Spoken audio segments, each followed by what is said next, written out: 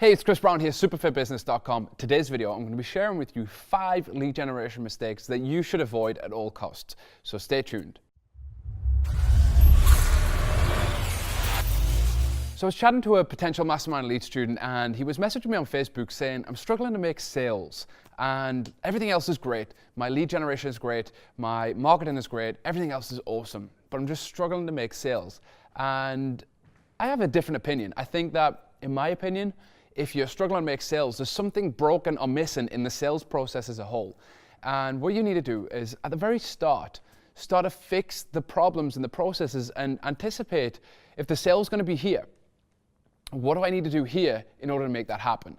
And when you get that dialed in, sales become easy, lead generation becomes simple, and life is better, right? So the problem is that many people have this separation between lead generation and sales, and they think that leads are one thing and sales are the other. I have an alternative opinion where I think leads are a huge part of sales, and I'd much rather have higher quality and less of them than low quality and more of them.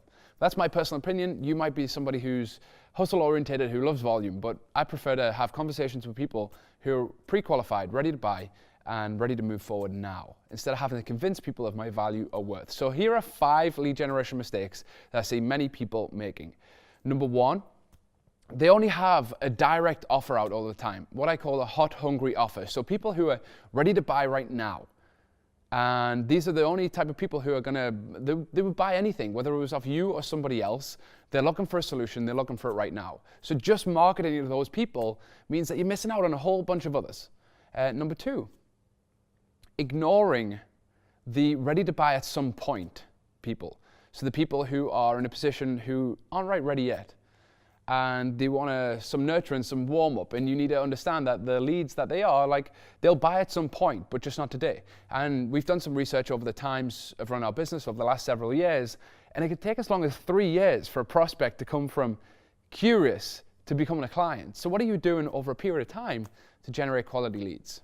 Number 3, not having offers out there to bring people into your world. There are skeptical people out there right now. If you're just putting direct offers out, and if you're not bringing people into your world, then kind of the first 2 points of this here, you're just targeting ready to buy now. You're just targeting people who are, you're not able to nurture people over a period of time. So what are you doing right now to attract people who are cold, skeptical into your world so you can turn them from skeptics to curious? And one of the things that people don't ever consider is, how can I do that? And that comes through free content, it comes through lead magnets, etc. Number 4 is not tracking or knowing your numbers. Look, if you're running Facebook ads or any kind of advertisement, Google, YouTube, like we do, then if you're not tracking what is it costing you per lead, then how do you ever know how to spend more money? We know exactly to the pound, to the penny, how much we spend to acquire a new customer, and we know that if it goes above that, we have an amber signal. If it goes beyond the threshold, we know that, you know what, we've got to turn this campaign off. But if you're not looking at your numbers on a weekly basis, how do you know what you can invest in marketing? I speak to many people in their business and they tell me, oh, Facebook ads aren't working. But when we break the numbers down, if they just double their ad spend, and it's not always a case of just doubling ad spend, there are some other things that you can tweak. But usually if they did that, they'd generate more sales because they don't know what it's costing them to acquire a customer. They think that the advertising spend is actually costing them as an expense, when in fact, not advertising is an expensive task to do. Okay? And number 5, not focusing on building a long-term audience, right? If you think about it, you've got people who browse your stuff, see your stuff, but aren't on your email list. You've got people who are on your email list, but have never reached out to apply. You've got people who have applied, but have never become a client. You've got people who have applied, been through the sales process, not become a client. Then you've got people who have applied, who've been through the sales process, become a client. They've got all these different people, segments of audiences within your business.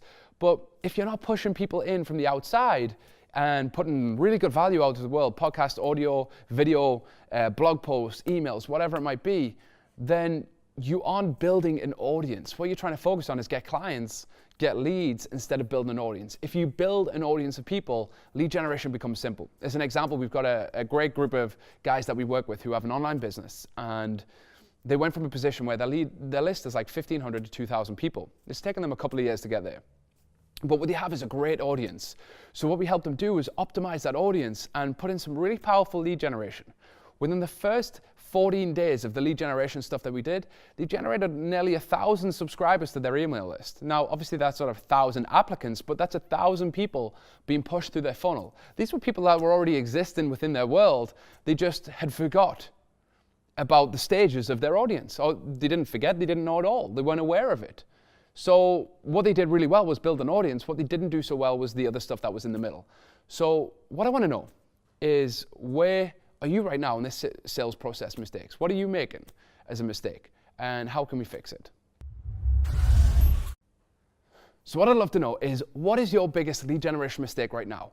What of the 5 that I've mentioned are you doing on a daily basis? And what is it costing you in your business? So comment below, like the video, share it with your buddies, and I'd love to catch you soon.